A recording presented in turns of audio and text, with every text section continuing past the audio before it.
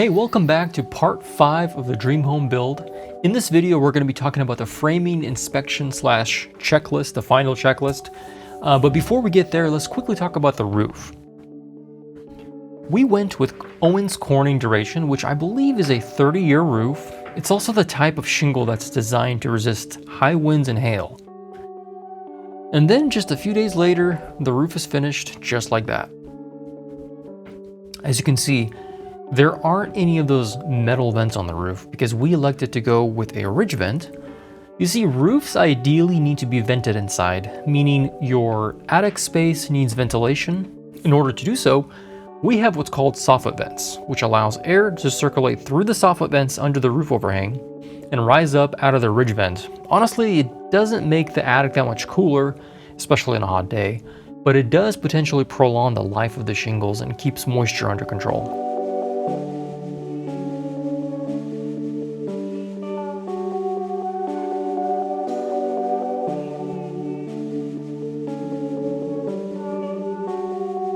We also finally got the stairs framed in, but more on that later.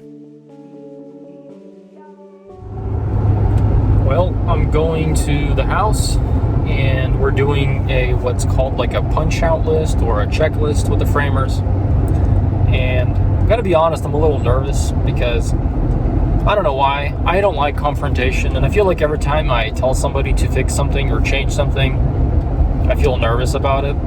And most of the time they've been very flexible. Like, yeah, we'll change it, we'll fix it. And I'm not talking about, like, hey, I want this wall over here now, I changed my mind, I'm just talking about, quality, making sure all the corners are done right, interior corners, making sure that the nailing patterns are okay. Because there's no framing inspection, actually, technically where I live, so I have to be my own inspector. And with the help of my uncle, who has a lot of experience, basically we pinpointed some areas where they need to be improved. So basically I'm going to be in the position where I'm going to be telling them and pointing out a bunch of stuff that they need to improve, and nobody likes to do that. So that's why I'm kind of nervous, but hopefully everything goes well and they're able to fix everything that we pointed out. And actually what I did was I marked everything with like bright orange spray paint, like inside the framing areas that need to be modified or improved. So basically that job is done. They just have to look at that and understand what needs to be changed there. But there's some other details that I wrote down on a list of paper, like a checklist. And some of those details that I wrote down might already be fixed by the time I get there, because today they've been kind of buttoning up loose ends. But we'll see. I will update once all of this is done. Well, we did our checklist with the framers and I survived. I'm here, I'm alive. Actually, this is the following day. And I didn't want to film while doing the walkthrough because it just seemed kind of weird. So I'll kind of take you guys through what we had to do. So, okay. First of all, every interior corner of the house had to be slightly modified. This style of corner, if you guys look up online, it probably has a name. You basically flat face blocking. You're actually supposed to have 3 nails because this is 2x6, but they side nail it. Of course, they toe nailed it because it was done after the fact. And then you have something for this perpendicular T-wall to be nailed into. This should happen every 3 to 4 feet because on the other side, the sheetrockers are going to want to have something to screw into. Otherwise, let's say you have a wall corner like this. What's the sheetrock guy going to butt into? Well, he'll butt into this corner, but this will be flexible. So you have these blockings that are holding up this wall. But anyway, they had to do that in every single wall because originally they did this style of T connections, and this style is, the problem with this style is that you're forced to toenail every single T-wall. And it just, in my opinion, it's just shoddy work. It's a shortcut. They claim that it allows you to put more insulation in, but at the end of the day, your walls are not as secure. There's another style called, I believe, a California. they call it California corner or T, where you basically block it in like this, where you have a piece coming in here, there, and this gets face nailed into that corner. But those types of corners are harder to fix, like to add later after the fact if they've done it wrong. You can see this was the original piece here, and there, and that was it. There's 3 pieces for this massive 9-foot wall. Well, they've added those now. And look at this. They added this blocking, and they didn't even nail this wall into it, unless actually maybe no, they did. They put 2 nails in here. So, but there's plenty of little areas where they missed a nail. The second thing that we had to do is I had to carefully check every single joist hanger, because believe it or not, I found quite a few empty holes, meaning that the hanger did not have a nail in it. And if you look closely, they toe-nailed the joist into the LVL, but previous to now, they didn't actually hammer nails into the hanger itself. And so we had to go in and make sure they didn't miss any. And actually, I came back today and we found a couple more joist hangers. They're actually on the deck that were missing nails. So anyway, we they'll be back again and they'll do a couple of more tweaks. The other big thing was right here. So we have this big entry in this house. You walk into the entry, well, it's not big, but it's tall. You walk in, you have a header, and a header. These are not going to be doors, these are just openings, right?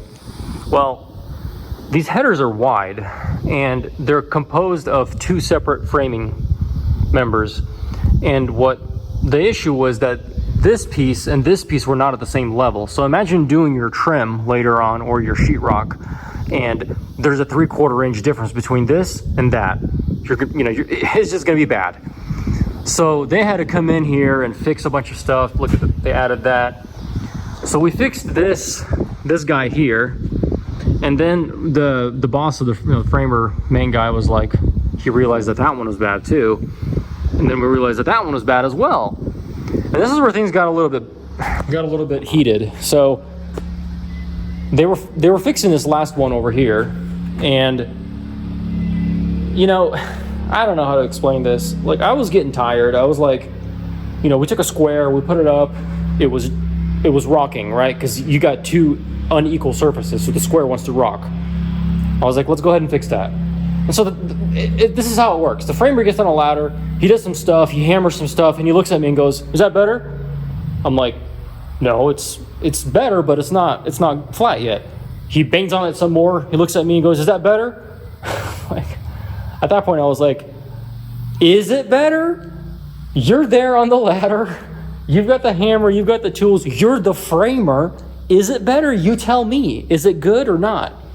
And I could tell he was getting kind of frustrated because his boss was making him redo all that stuff. It's just like, I don't know. I mean, basically what I learned is, with some framers, they know what right and wrong is, but they will only do right when you come up to them and point the finger at it and say, "Right there, fix it."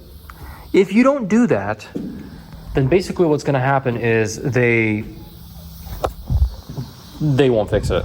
They're just going to call it a day and then go on to the next project. So that's unfortunate that's how it is. But anyway, another one was we had, our stairs are not quite 4 feet wide, but they're more than 3 feet wide. And the code here says that for a 3 foot wide tread, you have to have 3 stringers. And then if you go up to 4 feet, you have to have 4 stringers. And a stringer is basically these diagonal members, 1, 2, 3, 4, that support the treads.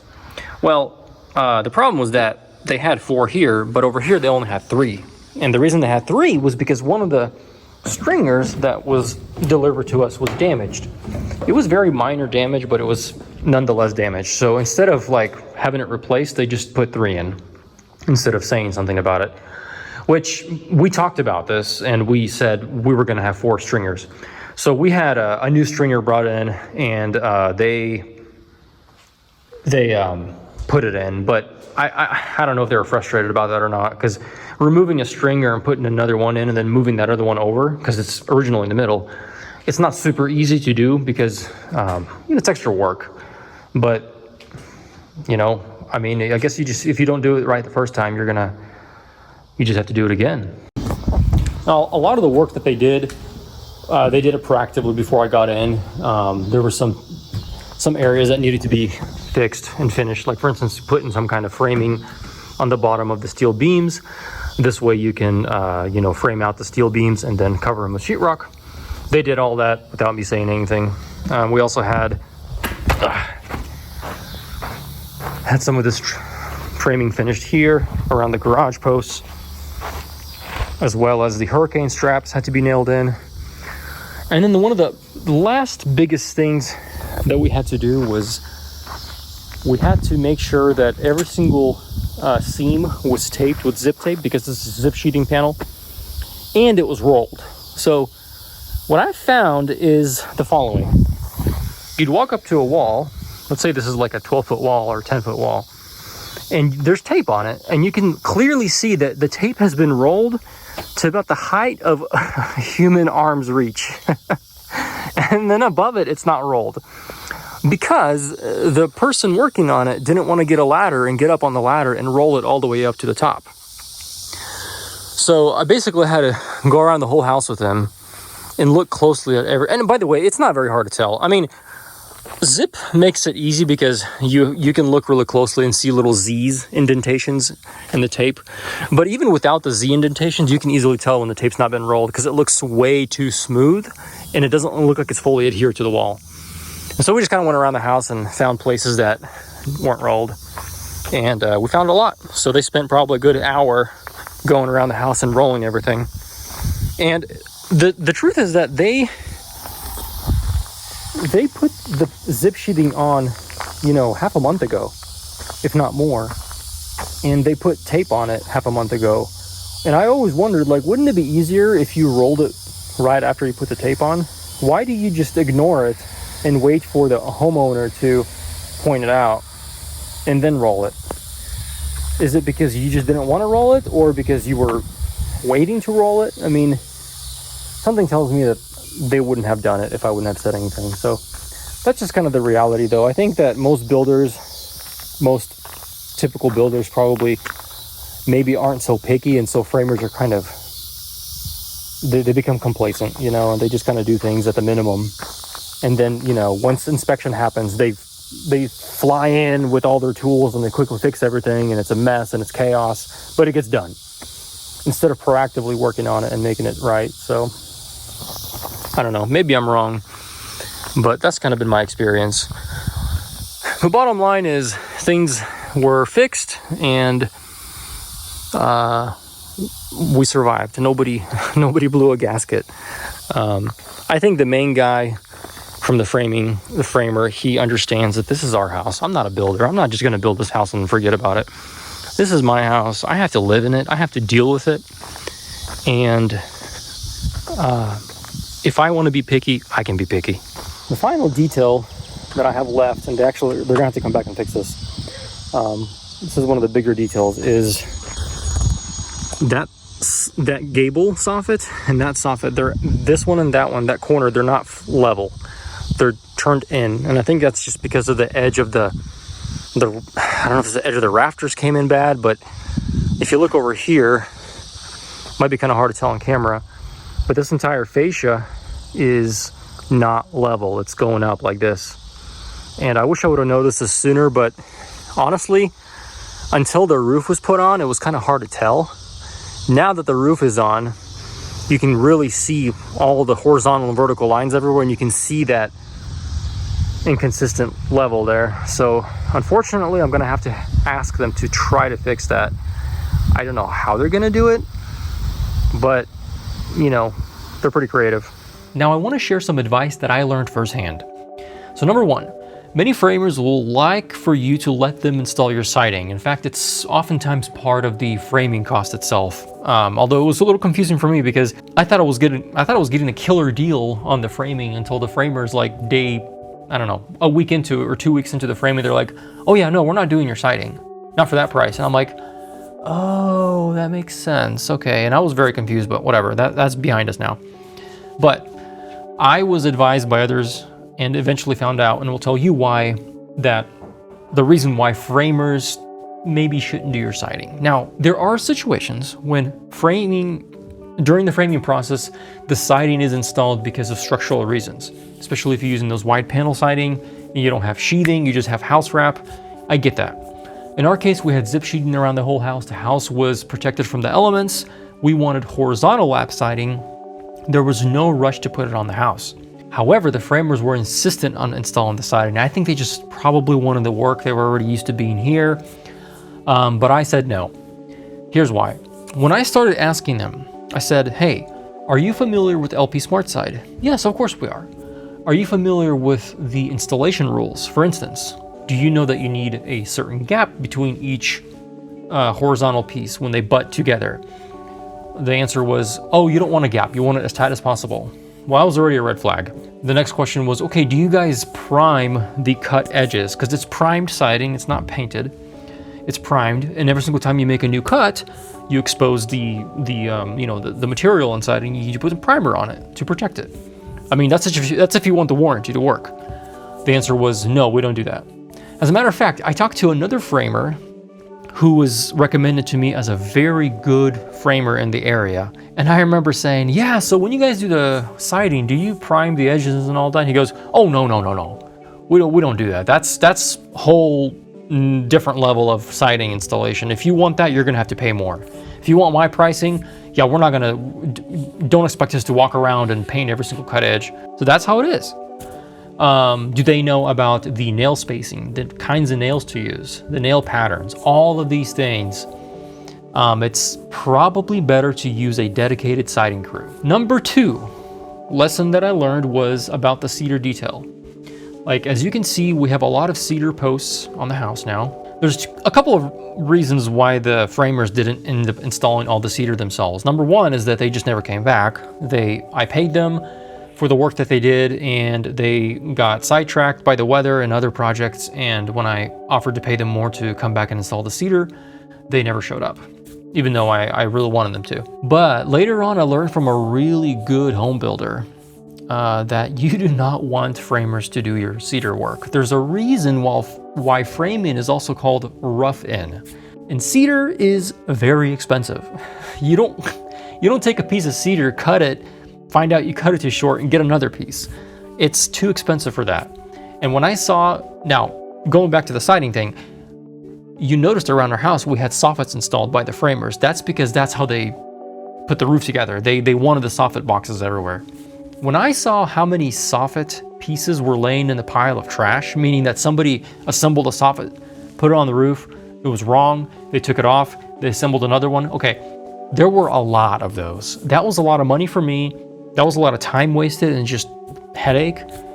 So I was told later on by this builder that, like, yeah, you did the right thing by not letting them do your cedar. Now, they did do a couple of the cedar posts because they were holding up the deck, and every single cedar post that they installed was nailed by framing nails, toe-nailed, and it just looked like trash. I mean, it looked bad. You could see it. I have to put trim around it to cover it up, and you're really not supposed to be using 3-inch framing nails for cedar, detail like that. There's better tools and hardware for that. So that's lesson number 2, and kind of lesson number 3, because I mentioned the soffits, and at the end of the day, the soffit work and the fascia work kind of goes back to the siding work. Like, you either let your framers do all the siding or get a dedicated siding crew.